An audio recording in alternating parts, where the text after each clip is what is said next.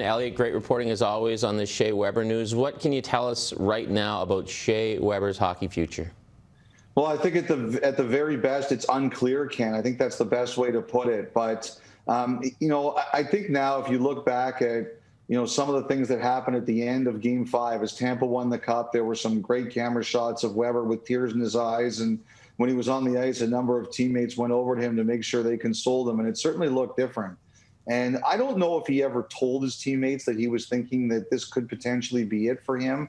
But one thing I did hear was he had some, pretty emotional speeches and some pretty emotional cajoling to his teammates about, we got to go, we got to push through, we got to find a way, those kinds of things. And I think they could really feel that there was the potential for something like this. And, Weber's body's been beaten up for a bit of time now. He's, as you know, he obviously plays a very physical game. He takes a lot out of other people.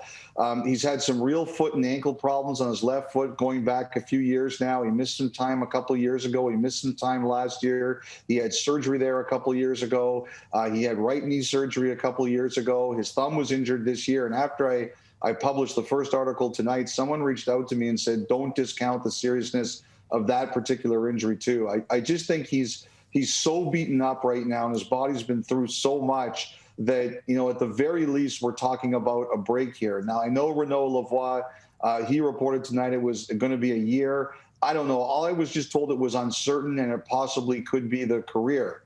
And what we're trying to figure out here is how the NHL feels about all of this. Weber has 5 years left on his contract, and if he was to retire, the Nashville Predators would be hit with a pretty substantial penalty, almost $5 million over the next 5 years. The Canadiens would get about $500,000, and the league has to rule that Montreal can put him on long-term injury for however long as he needs. And right now, the league is going through that, and as yet, they haven't approved it.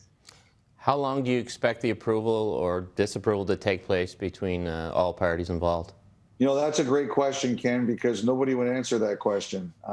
It's kind of funny. Sometimes you sit there and you're like, okay, 99% of you is like, okay, let's publish this. And the other 1% is nagging at you because you don't have everything nailed down. And sometimes when you do punish it, people come out of the woodwork and they start to say, okay, here's some of the blanks that you didn't have yet. Now, to this point in time, I don't know the answer to that. I know Montreal is hoping to get clarity before the expansion draft. I don't know if that's going to happen. I think now with this news, it probably increases the likelihood that Weber is left unprotected anyway. But I don't know if it's going to happen by the expansion draft and whether or not the NHL approves this or says no either way. Thanks, Elliotte. Great stuff, buddy.